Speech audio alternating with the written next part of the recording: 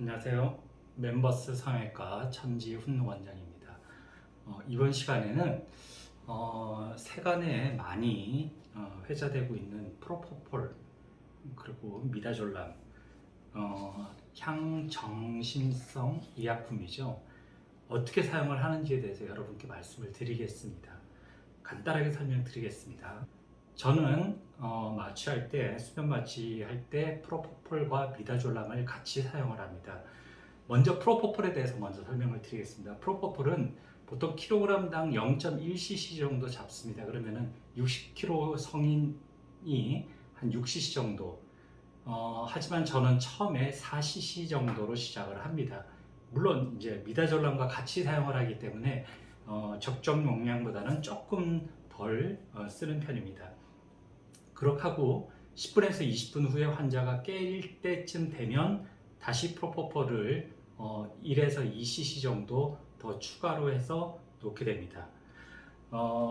프로포폴은 맞아서는 안 되는 환자들이 있는데 콩이나 땅콩에 과민 반응을 보이는 알러지를 보이는 환자, 그 다음에 3세 이하의 환자, 그리고 과잉 반응을 보이는 환자들한테는 조심을 해야 됩니다.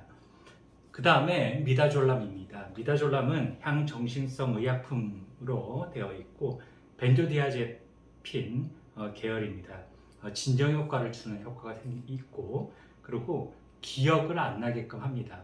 그래서 환자가 수술을 끝나고 나와가지고 한참 동안 끝난 수술에 대해서 다시 설명을 할 때 환자가 기억을 못 합니다. 그 얘기를 나중에 바로 하게 되면은, 수술 직후에 하게 되면 마치 완전히 다 깬 30분에서 1시간 뒤에는 기억을 못하기 때문에 환자들한테 수술 후에 얘기하는 것은 보통 한 30분에서 1시간 지난 이후에, 환자가 완전히 깬 이후에 얘기를 하는 것이 좋습니다.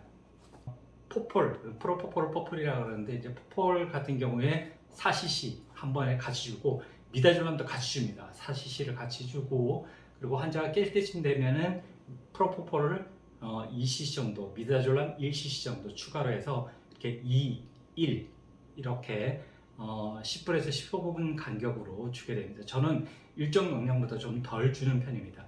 그리고 프로포폴 같은 경우에 이제 중독 환자들이 많은데, 여러 번 맞는다고 중독이 오는 게 아니라 한 번 맞아도 본인한테 이게 딱 기분 좋게 찼다라는 느낌을 받으면서 중독에 빠지는 환자들이 있습니다. 대부분 의사들이 되도록이면은 수면 마취를 안 해주는 것이 좋습니다. 통증을 견딜 수 있다 그러면.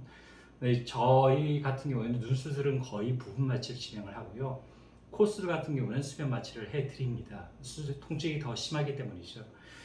환자분들한테 과도한 용량으로 사용을 하는 것은 극히 좋지가 않습니다.